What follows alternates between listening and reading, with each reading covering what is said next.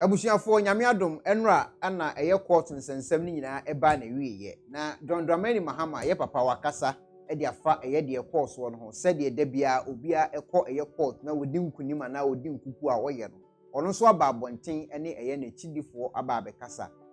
we out draw nkofo attention see a lot of videos bi e wo ha ba yi e de a kirewo efa eye Dramani Mahama time a ono so ewini aba no anyhow congratulations nsensem a course wo no isi ekofaye se eye nanado agitu mu se wawe na ofre no congratulate no ni sa no mane mani nyina e videos a circulate a enkofo nso de kire se wo se the same kwan na papa no so wo so no so fa so na ode kache nanado se ono so o mane tiri nkwa ana se o mane adwuma sei ana na ekoso utimi se wo court ho a na bibia ekoso omo kasa ya kiremu a de konti a omabo asem no ato agu no omo wieye no nso nipa eba abonten eye NDC fo eba abonten na omo APPIAH no utimi se Dramani Mahama na okwa akofo ne car no one na chidifo obi agina ho manfo etiam ma ne fans ye Mahama opia Asiedu Nketia ne gina nchen ne ade Mahama hwe ne glass utimi se o si form oje o chinchia a o kache na chidifo nso ma ne fans ne de tiri nkwane ade ubepiem so wo MPP nso side a na omo nso ehim franka a chese omo nso omani age se bibia akonkan de ama omo nso omo nso de nso akosiye ewo eho nso eno no sanso na akopiem ewo omampanyin nso aso a ono nso tidem a ono nso ehwe ni TV a de ekoso nyina ono nso hwe de ekosiye ane se yeyi Mahama ato nchen atum se niji aba omo esiche ya cheche aye omo sresre ya otim se omo so ani age ho a bibia kama ewo omo side na omo wieye na anso hwa ane ye papa Dramani Mahama granted interview na o kire mu anaso o kasa de kire na tiefo na mamefa video we ntwam quick one amanfo nso kire se no omo hyehye nkofo agapade ne saa ne omane no ye omo den ade na mo ya masa nkofo kire se munim se emra bi wo ho a wo se court na na court timi kasa ma bibia ye din a eye den ana moma nkofo ekohyehye nkofo nioma ekose nkofo agapade nkofo abre omumogya ani de apɛ no nkofo timi kokohye no se no kwa because se party A anwini party B na awini enti ama abufu aba we ku we pai nioma we say omo say a lot of things e wo sa o my Ghana mo because say NDC edi nkuku nti ne members se omo nte ase ma wanti because nkofo agapade o ma boka aye omo say ni nyina apasa we ana draw attention ama nkofo omo o my Ghana mo busa question bi wo ha very important omo kire say so wo se aban no ene emu mpanyimfo mra court mra de to ho says ye to ababiem na se wo we a court na le be kwa afakọ na umma wachidifo kwa se obi agapade a so court na se wo we a wo se wo boss aka no wo sa na omani nyina ho enti mra nkofo nso kire say wo se aban de ba bonten nie aban ne mra bonten na oni court nhihye ho ene parliament fo nso nhihye ho se obi koto aba na se wo we a instead so members beba abonten aba be hyehye ne o ma di nsem fun ne nsem pole wo sa o my Ghana mu ho wan fa nko court na so mo ye sa ade no na so wo court na so wo kore a wo sa aban ne timi hyehye mmara bi sa mmara no ebedi sa nipa kura o ma na chidifo koye sa ade no ne nkoba se obi ti Ghana ono no ebo mpa ye se Ghana fo nya adwumanye no na obi akọbre ewo abrochira akọpeni sikade aba babie na adwuma na obi papa akọpeni Paul ne president adie no wawe na no gise meme shop ne ye ba be hye no nkofo so kire se eno so ye sa na na amfa kwam enti na wo se yetimi ma emra eye adwuma wo sa akuru no so se obi kopa abadi na se nyankopon amboa na se wo we a instead se obema ne members na akọ sa na oma na won fa nko court wan fa nko court na se na chidifo no kọ ekohyehye sa na oma no a ene na wo se okọ court na wo we a wo se nipa koro no ene betua saa de ni nyina ho ka ma Ghana for because obi edwetire ene nkofo bi akọ no because of say Mahama are MPP elusu MDC elusu Mahama wini saa no manioma nti no obi agapade obi nso akọ se nti yenye mra ewo kura ekuro no so se de be ye betima ye na ho ama obi biara obeba besi saa akonya no so So we na so members could in some money editia Ghana this year. Wo wakwa akutua ehun eka. We any nsema nkofo mebire so ede aba betu dwo mo kire se e wo sa aban no hwe Hoahi na oka na etimi boa eye Ghana fo. Na yewie no ana ye papa Dokono Mahama e ma speech eche na tiefo. Yenkotie nsem a oka kire ye na tidifo e fa eye court verdict o mae no. Anxious for answers from the chairperson of the Electoral Commission as the returning officer of the December 2020 presidential elections. Ghanaians were hoping to hear her testify, and many are still baffled by the refusal of Mrs. Jin Mensah to be held to account by testifying in this case, unfortunately with the unanimous agreement of the justices of the Supreme Court. The vital part of the process to establish the truth and hold Mrs. Mensah accountable was blocked time and again by a protective cordon and firewall that I'm sure has confounded many Ghanaians. The refusal of this chairperson is in sharp contrast to the readiness with which Dr. Kwadwo Afari-Gyan, then chairman of the Electoral Commission, willingly testified in the 2013 election petition filed by then candidate Nana Akufo-Addo of the MPP. Speaking as a Ghanaian with no legal training, I believe that the refusal of the Electoral Commission chairperson to testify in this election petition leaves a very bad precedent for the future.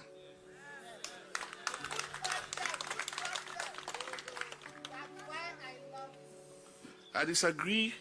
with the suggestions of our justices that an election petition is akin to any other civil litigation, and therefore an EC chairperson whose functions go to the heart of our democracy can, by a legal sleight of hand, avoid accounting for her stewardship in an appropriate forum such as the highest court of the land. Our legal team, led by Mr. Chachuchi Kata, put together our case in a clear manner.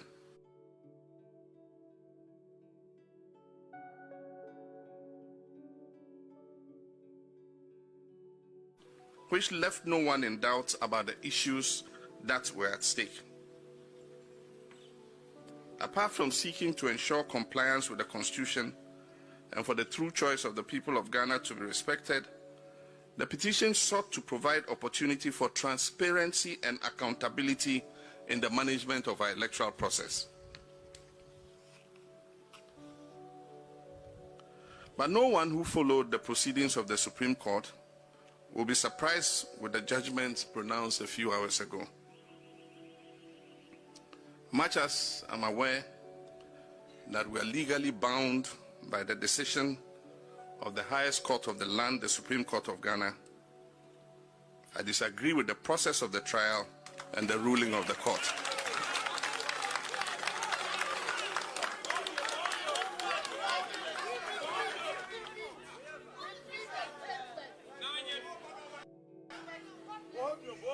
For the avoidance of that, I say, much as I'm aware that we are legally bound by the decisions of the Supreme Court, I disagree with the process of the trial and the ruling of the court. Ladies and gentlemen, our 1992 Constitution says very directly in Article 125, Section 1, that justice emanates from the people and shall be administered in the name of the Republic by the judiciary, which shall be independent and subject only to this Constitution. I believe that law should not be an instrument for partisan purposes. I also believe that the rule of law should mean one rule for all. What anchors the rule of law is equality and fairness to all, irrespective of creed, background, or political coloration. Justice, we must remember, is rooted in moral foundations. Ghanaians will always remember that moment when my lead counsel, Mr. Chachuchi Kata, quoted from the Holy Bible, urging the justices of the Supreme Court to be faithful to their judicial oath and their conscience only for the lawyer representing the second respondent to argue for the exclusion of God in this matter.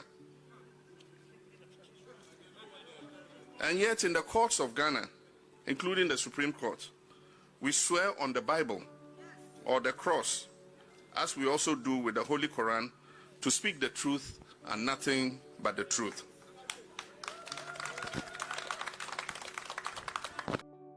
They are all and all their efforts in the hope that we'll win and form the next government to save our nation and meet your aspirations. I say to you, do not despair at this outcome. And I repeat, do not despair. Never, ever lose hope.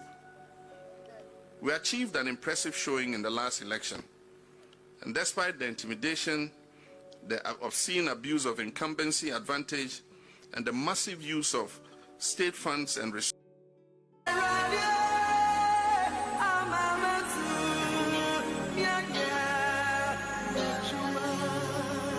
okay, mpanyinfo ntini tietie nyina nse na papa John Dramani Mahama still na ro hunu se na wo senka yem kan ne yie na nka na Addo dankwa Akufo Addo ene ne mienu sa akone ekoto aba no anase na Addo be soro so no betena so nti na se ne bonjo so a ne sa na mekai no mre bia yeto aba ne wie ya eye na Addo agitu mu se ono wawe no na wo wawe ni no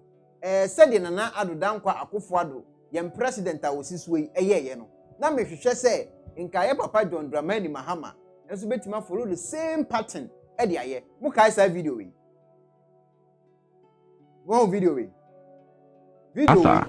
The two leaders in white apparel walked into the president's office minutes ahead of the court proceedings. With the verdict in the offing, Vice President Arthur monitored discussions on TV3 whilst the president worked on his computer. Analysis of TV3's panelists would grab their attention, and soon their faces were beaming with smiles, realizing they were live on TV3.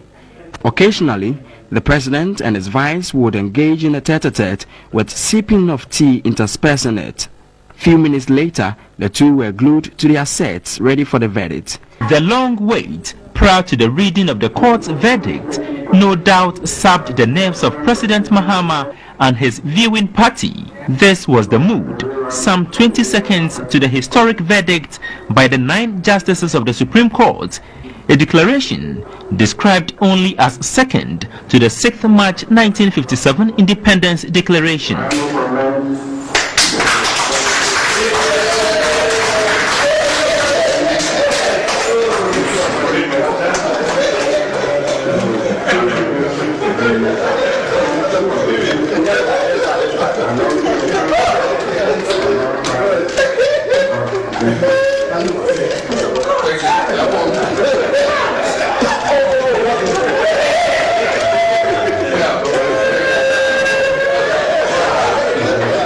And the Agyin, pattern and involuntary burst into a victory chorus began in earnest.